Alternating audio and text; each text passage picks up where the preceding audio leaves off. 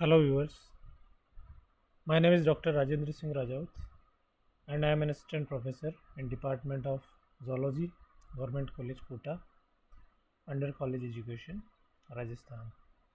Welcome to our YouTube channel CC Raj GC Kota Class. इस video में हम evolution से संबंधित टॉपिक मिमिक्री के बारे में चर्चा करेंगे।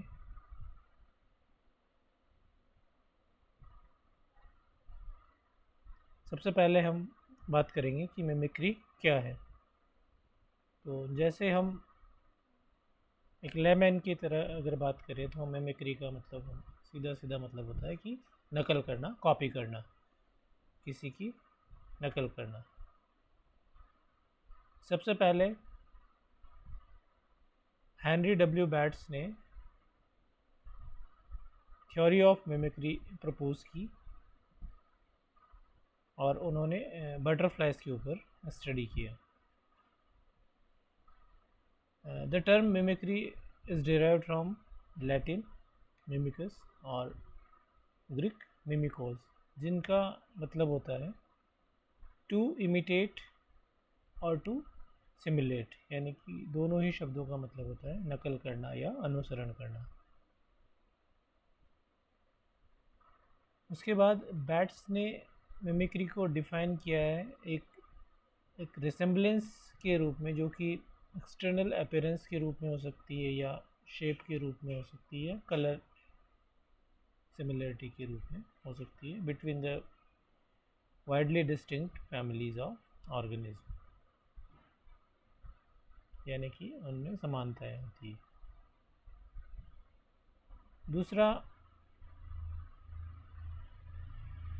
अगर हम कहें दूसरे शब्दों में, तो मिमिक्री एक सुपरफिशियल रिसेम्बलेंस है, लेकिन ये एक क्लोज रिसेम्बलेंस होती है और ये ऑर्गेनिज्म इसमें किसी दूसरे ऑर्गेनिज्म या किसी नेचुरल ऑब्जेक्ट की नकल करता है, उससे सिमिलरिटी होने के कारण।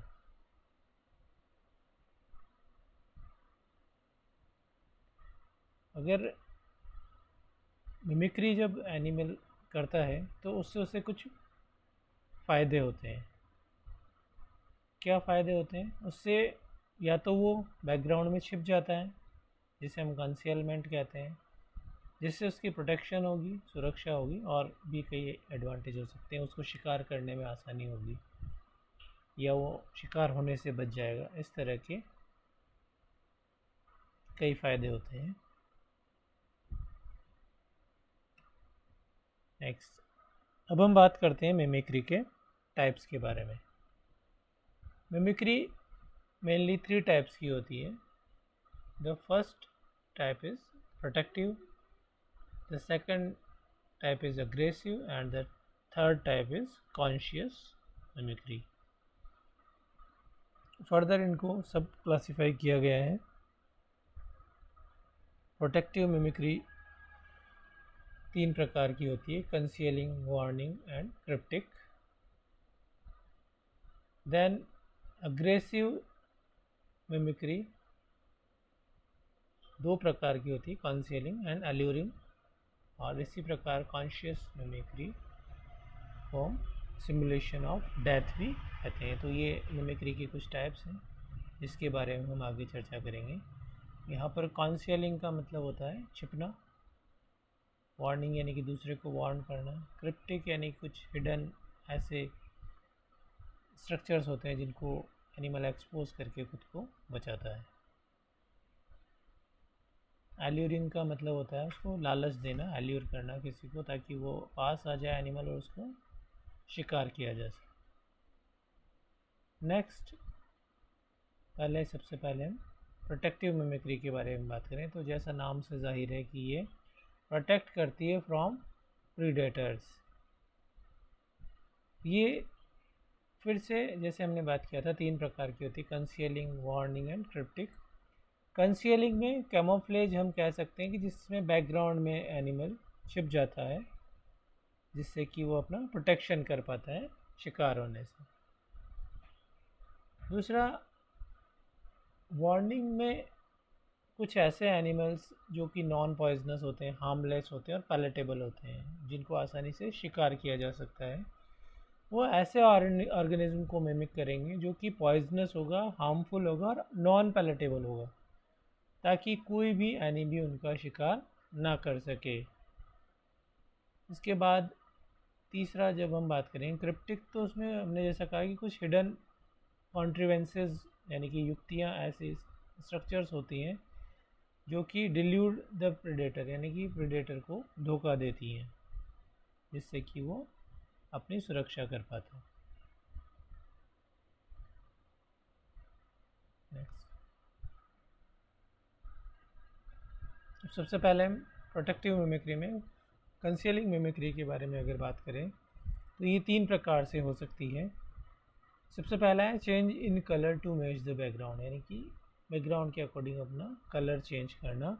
जैसे कि पैपिलियो मैक्योन एक प्यूपा है स्वेलो टेल बटरफ्लाई का, तो ये जो प्यूपा है ये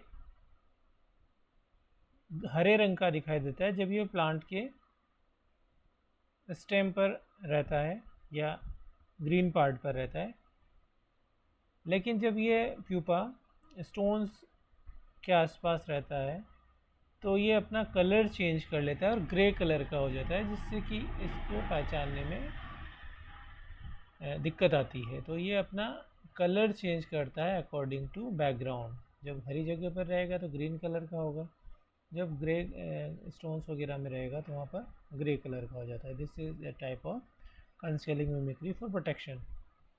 दूसरा होता है change the place to match the background, यानी कि बैकग्राउंड के अकॉर्डिंग बैकग्राउंड अपने प्लेस को चेंज करेगा। ये यहाँ पर तो कलर चेंज कर रहा था, यहाँ पर प्लेस को चेंज करेगा। जैसे जो कैटरपिलर होता है नॉक्टिड मॉथ यानी कि हाइलोकस पेनेस्ट्रिका, तो ये जो कैटरपिलर है ये अपने ग्रीन कलर को जब ये स्ट्रैप्स के ऊपर रहेगा और निडल्स के ऊपर रहेगा तो ये ग्रीन कलर का होगा, पाइन निडल्स के ऊपर जब ये रहता है। दूसरी जब ये अपना कलर चेंज नहीं करके पोजीशन चेंज करता है तो ये अलग अलग बैकग्राउंड के अकॉर्डिंग अपने आप को बचा पाता है। तो जनरली हम बात करें तो जो कैटरपिलर होता है वो यहाँ पर ग्रीन नहीं ब्लू कलर का होगा, और जब ये जुवेनाइल स्टेज में होता है तो इसके अंदर वाइट स्ट्रैप्स होते हैं, ठीक है, और ये पाइन निडल्स पर रेस्ट करता है, ब्लू ग्रीन कलर का होगा, दोनों का मिला जुला रूप होगा ग्रीन एंड ब्लू, और इसको पहचानना बहुत मुश्किल होता है। लेकिन जब मॉल्टिंग होती है यानी कि वो जिसे हम निर्मोचन कहते हैं, तो उसके बाद ये इसका कलर चेंज होने के कारण, कलर चेंज इसने किया नहीं है, वो एक प्रोसेस होगा निर्मोचन का, जिससे जब इसका कलर ब्राउन हो जाता है तो ये निडल्स पर नहीं रह करके, पाइन निडल्स पर नहीं रह करके उसकी जगह पर ये ब्राउन ट्विक्स पर रहने लग जाता है, यानी कि ये अपने प्लेस को चेंज कर लेता है क्योंकि इसका कलर चेंज हो चुका है इस प्रोसेस मॉल्टिंग प्रोसेस के कारण। तो यहाँ पर कलर चेंज कर रहा था, यहाँ पर ये प्लेस चेंज करता है। Then the third is mimicking the living और डेड ऑब्जेक्ट्स, इसमें किसी दूसरे ऑब्जेक्ट की नकल करते हैं। जैसे हम बात करें सबसे पहले डेड लीफ बटरफ्लाई जो कि कैलिमा है, यहाँ पर ये देख सकते हैं ये डायग्राम डेड लीफ बटरफ्लाई कैलिमा का है, इधर लीफ है और इधर कैलिमा है, लेकिन इनको पहचानना बहुत मुश्किल होता है कि ये लीफ है या कैलिमा है, क्योंकि इसमें एक लीफ से काफ़ी सारी सिमिलरिटीज़ होती है। इसके विंग्स पर एक मिड रिब होता है जैसा कि लीफ पर होता है, और उसके अलावा कई सारी नॉचेस होती हैं जो कि लीफ से इसको काफ़ी सिमिलरिटी प्रदान करती हैं, और ये छुपा हुआ रहता है और इस ऑब्जेक्ट को मिमिक कर रहा है, लीफ को मिमिक कर रहा है ये। देन दूसरा अगर हम एग्जांपल की बात करें तो स्टिक इंसेक्ट और ये वॉकिंग इंसेक्ट जो है, ये बहुत ही स्लेंडर बॉडी होती है इसकी, यानी कि बहुत ही पतला सा होता है, और इसमें जो लिम्स होते हैं और जो कलरेशन होता है, जो स्लो मूवमेंट होते हैं, उसकी वजह से ये बैकग्राउंड में आसानी से छिप जाता है। और ये एक ड्राई स्टिक यानी कि सूखी हुई इस तरह की जो स्टिक होती है वैसा नज़र आता है, इसलिए इसको स्टिक इंसेक्ट हम कहते हैं। तीसरा हम बात करें walking leaf insect. Walking leaf insect जो कि फाइलियम है, ये एक लीफ के जैसा नज़र आता है। इसके जो विंग्स हैं लीफ के जैसे हैं, इसकी बॉडी भी ग्रीन है, इसके लेग्स भी ग्रीन है, तो ओवरऑल ये एक ऐसा दिखता है कि कोई हरी पत्ती हो और ये अपने आप को प्रोटेक्ट कर पाता है। नेक्स्ट अगर हम बात करें ये कैटरपिलर के बारे में, तो एक कैटरपिलर है जियोमेट्रिक मॉथ का। तो ये जो कैटरपिलर है ये एक ट्विग से समानता दर्शाता है, जैसे ये प्लांट की अदर ट्विग्स हैं। इसका जो इससे अटैच होने का एंगल है वो भी इस ट्विग के जैसा ही होगा, यानी हिंडलिंग्स के द्वारा ये इससे अटैच्ड है और at the same angle of twig. और ये इसका हेड होता है, इस पर बर्ड्स होती हैं, वो ऐसा लगता है जैसे ट्विग्स की बर्ड हो। साइड बर्ड्स भी ऐसा लगता है जैसे साइड बर्ड्स हो ट्विग की। तो ये काफ़ी रिसेम्बलेंस ये दर्शाता है अपने आप की इस ट्विग के जैसे, और ये अपने आप को प्रोटेक्ट कर पाता है। तो ये सब कंसीलिंग मिमिक्री, यानी कि ये अपने आप को बैकग्राउंड में कंसील करके छुपा करके प्रोटेक्ट करते हैं। दूसरा वार्निंग मिमिक्री की अगर हम बात करें, जो कि प्रोटेक्टिव मिमिक्री का ही टाइप है, जिसमें हमने कहा था कि जो नॉन पॉइजनस, हार्मलेस और पैलेटेबल जो ऑर्गेनिज्म होते हैं वो मिमिक करते हैं पॉइजनस, हार्मफुल और नॉन पैलेटेबल को। वो अपने आप को ऐसा शो करते हैं कि वो पॉइजनस है जबकि वो नॉन पॉइजनस होते हैं। वो अपने आप को ऐसा शो करते हैं कि वो हार्मफुल हैं जबकि वो हार्मलेस होते हैं।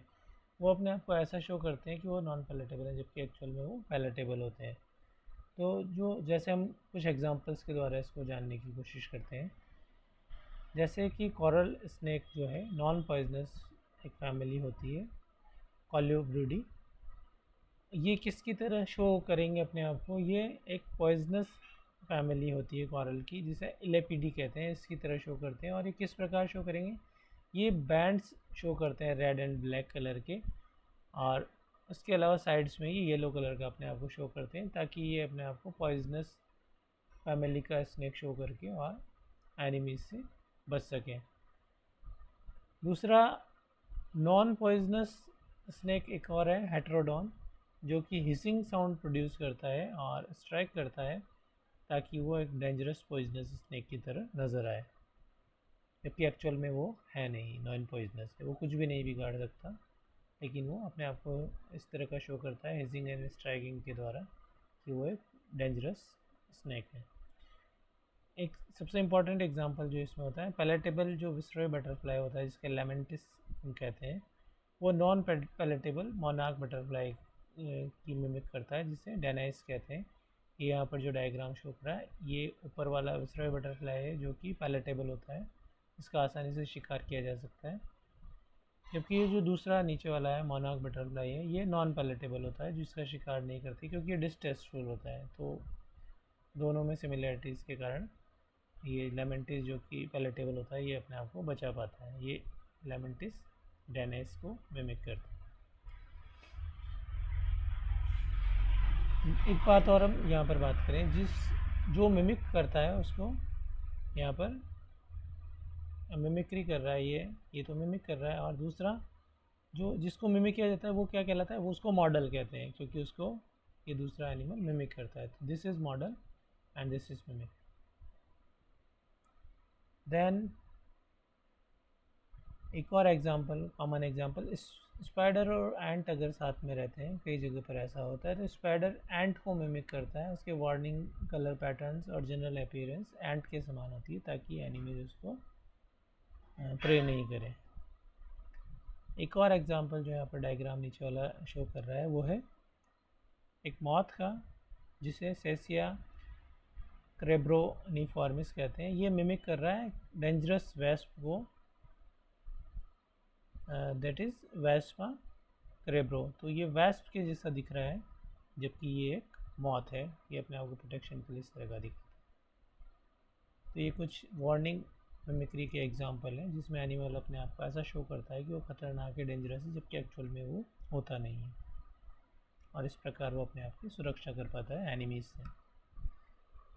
तीसरा जो एक और टाइप होता है, फर्स्ट टाइप हमने बात किया था प्रोटेक्टिव, सेकंड टाइप हमने बात किया था मिमिक्री, सेकंड टाइप था वार्निंग मिमिक्री, और थर्ड टाइप यहाँ पर है क्रिप्टिक मिमिक्री। क्रिप्टिक मिमिक्री में हमने बात किया था कुछ ऐसी हिडन स्ट्रक्चर्स होते हैं एनिमल्स के पास जिनको वो ज़रूरत पड़ने पर एक्सपोज करके अपने आप को प्रोटेक्ट करता है। इसमें दो एग्जांपल हम यहाँ पर बात करेंगे। पहला है ब्लैक स्पॉट और आई स्पॉट्स। ये यहाँ पर देख सकते हैं आप एनिमल के ऊपर ये ब्लैक स्पॉट्स या आइस नज़र आ रहे हैं, ये इस तरह के। ये एनिमल एक्चुअल में इनको इस तरह से एक्सपोज करता है, जबकि एक्चुअल हेड इधर है, लेकिन ये विंग्स के ऊपर इस तरह के आई स्पॉट्स होते हैं। इसी तरह ये जो आई स्पॉट्स हैं ट्रायोनिक्स में, टर्टल जो सॉफ्ट टर्टल है, तो जबकि इसका एक्चुअल हेड इधर है। तो ये अपने जो इनका एनिमी होता है, जो इनका प्रेडेटर होता है, उसको कंफ्यूज करते हैं ये इसका हेड है जबकि एक्चुअल हेड इधर है। इसी तरह ये हेड को रिसेंबल कर रहा है जबकि एक्चुअल हेड इधर है। तो इन दोनों में ये कंफ्यूज हो जाता है इनका प्रेडेटर, और ये अपने आप को एस्केप कर पाते हैं। नेक्स्ट इसी में दूसरा जो एग्जांपल है that is dummy head. Dummy head, these are some examples of dummy head. ये डमी हेड है, ये तीनों। एनिमल का एक्चुअल हेड इधर है, इसका जो लैंटर्न फ्लाई है इसका एक्चुअल हेड इधर है, जबकि ये डमी हेड है।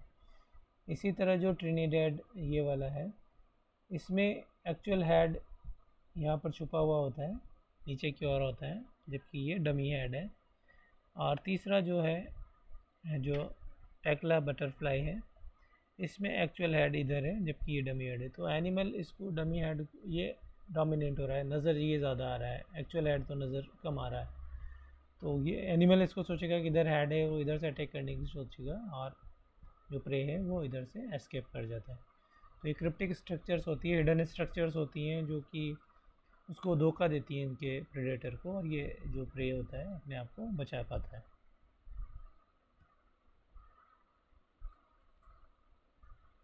तो ये सब प्रोटेक्टिव मिमिक्री में हमने तीन प्रकार की जब बात करी, कंसीलिंग, वार्निंग और तीसरा क्रिप्टिक, वो सब अपने प्रोटेक्शन के लिए एनिमल कर रहा था। दूसरा अगर हम बात करें कि अग्रेसिव मिमिक्री क्या होता है, दूसरा टाइप प्रोटेक्शन को छोड़ करके अग्रेसिव मिमिक्री, यहाँ पर दो अग्रेसिव यानी कि वो अग्रेसिव अपने आप को शो करेगा जो प्रेडेटर है और शिकार करता है एग्रेशन शो करके। तो ये दो प्रकार की हो सकती है, यहाँ पर भी कंसील कर सकता है या एल्यूर कर सकता है वो प्रे को। कंसील करेगा खुद को, पहला जो टाइप है कंसीलिंग मिमिक्री, तो इसमें हम जो स्पाइडर होता है वो एक फ्लावर को रिसेंबल करता है, ठीक है, और वो इस तरह से है जैसे कोई फ्लावर है, तो जब भी कोई उसके पास कोई दूसरा एनिमल आएगा तो वो उसको प्रे कर पाता है। जो प्रे है वो आइडेंटिफाई नहीं कर पाता स्पाइडर को, वो समझता है कोई फ्लावर है और उसके पास चला जाता है, तो स्पाइडर उस दूसरे ऑर्गेनिज्म को प्रे कर लेता है। इसी तरह जॉन टेल्ड जो हॉक है वो ग्लाइड करता है वल्चर्स के साथ, क्योंकि वल्चर्स छोटे ऑर्गेनिज्म को, छोटे एनिमल्स को प्रेडेशन नहीं करता है। तो वल्चर्स के ग्रुप में कुछ हॉक छुपे हुए रहते हैं और उनके साथ फ्लाई करते हैं, और जब वो नज़दीक जाते हैं स्मॉल ऑर्गेनिज्म के तो वल्चर ज़्यादा होते हैं, तो स्मॉल ऑर्गेनिज्म उनसे डरते नहीं क्योंकि वल्चर उनका शिकार नहीं करते, जबकि उनमें छिपे हुए वल्चर्स के साथ छिपे हुए हॉक जल्दी से उनको झपट करके पकड़ लेते हैं और इस प्रकार उनका शिकार करते हैं। तो ये हॉक वल्चर को मिमिक कर रहे हैं और अपना शिकार करने में उनसे वो हेल्प ले रहे हैं। इसी प्रकार से अगर हम अल्यूरिंग मिमिक्री की बात करें तो यहाँ पर छुप कर के नहीं करेंगे, यहाँ पर वो एक लालच देते हैं। लालच कैसे देंगे, जैसे एंगलर फिश जो लॉफियस है, इसमें इलिसियम नामक एक स्ट्रक्चर हेड के ऊपर होता है, जो कि जिसको कि दूसरे जो एनिमल्स होते हैं वो ऐसा समझते हैं कि ये कोई छोटा मोटा जीव है जो कि हिल रहा है, और उसको शिकार करने के जब वो इसके पास आते हैं, इसके इलिसियम के पास, तो ये जस्ट उसके हेड के माउथ के ऊपर होता है एंगलर फिश के, तो एंगलर फिश उससे दूसरे जो छोटा प्रे है उसको पकड़ लेता है और उसका शिकार करता है। तो ये उसको एल्योर करता है एलिसियम के द्वारा, यानी कि उसको लालच देता है पास में आने के लिए। इस तरह अमेरिकन हॉर्न फ्रॉग जो है वो अपनी एक फिंगर को मूव करता है, तो दूसरा ऑर्गेनिज्म कोई सोचता है छोटा कोई फ्रॉग होगा तो कि ये कोई छोटा एनिमल है जो फिंगर को छोटा एनिमल समझ से उसके पास आएगा उसको कैप्चर करने। तो अमेरिकन हॉर्न फ्रॉग उस जो स्मॉल फ्रॉग होता है उसको कैप्चर कर लेता है। तो इस प्रकार ये उसको लालच देते हैं पास में आने के लिए और उनको कैप्चर करके उनको प्रे कर लेते हैं। तो इस प्रकार उनको शिकार करते हैं। तो ये अलग अलग तरीके होते हैं एग्रेसिव मिमिक्री के, जिसमें छुप करके किया जा सकता है या एल्योर करके भी किया जा सकता है। इसी प्रकार जो तीसरा एक और जो मिमिक्री का जो लास्ट टाइप था, फर्स्ट हमने बात किया था कि जो होगा प्रोटेक्टिव मिमिक्री, दूसरा होता है यहाँ पर हमने जस्ट ऊपर ये भी बात किया एग्रेसिव मिमिक्री, और तीसरा होता है सिमुलेशन ऑफ डेथ यानी कॉन्शियस मिमिक्री। इसमें कुछ एनिमल्स जब खतरा उनके पास होता है तो ऐसे बिहेव करते हैं जैसे कि वो डेड बॉडी है कोई या डेड ऑब्जेक्ट है।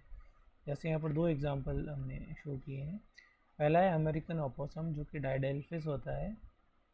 ये एक ऐसा अनकॉन्शियस और डैड के जैसे बिहेव करता है जब इसको खतरा महसूस होता है कि कुछ भी नहीं है वहाँ पर, वो डैड ऑब्जेक्ट है, बॉल के समान पड़ जाता है, ये that is a dad object. इसी प्रकार हार्ड बॉडीड बीटल भी इसी तरह गिर जाता है लाइक ए पेबल कि ये कोई पत्थर है when they are about to seize by the enemy, जब उन्हें कोई पकड़ने आता है।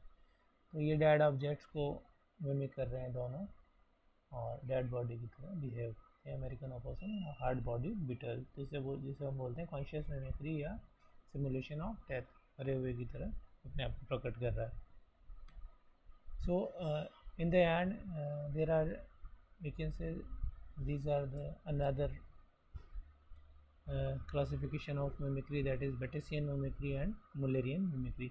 जैसे हमने बात की थी सबसे पहले बैट्स ने ही मिमिक्री के बारे में बताया, तो वो बेटिसियन मिमिक्री था और उसने बटरफ्लाइज के ऊपर काम किया था। उसने बताया था इसकी पैलेटेबल और अनप्रोटेक्टेड जो विस्ट्रॉय बटरफ्लाई होता है जिसे लेमेंटिस कहते हैं, ये unpalatable and protected monarch butterfly को मिमिक करता है जिसे हम डेनाइस कहते हैं, यानी कि ये इसका शिकार आसानी से किया जा सकता है क्योंकि ये पैलेटेबल होता है। तो ये अपने आप को ऐसा शो करता है कि ये मोनार्क बटरफ्लाई है जो कि अनपैलेटेबल है, जिससे शिकार होने से बच जाता है। अब दूसरा जो मुलेरियन मिमिक्री है, इसमें क्या होता है, इसमें इस एक को बेनिफिट हो रहा है दूसरे की वजह से, जबकि इसमें दो से अधिक स्पीशीज आपस में एक दूसरे को मिमिक करती हैं। इसमें तो ये वाला जो लेमेंटिस था डेनाइस को मिमिक कर रहा था और इसी को बेनिफिट हो रहा था, इसको कुछ नहीं बेनिफिट हो रहा।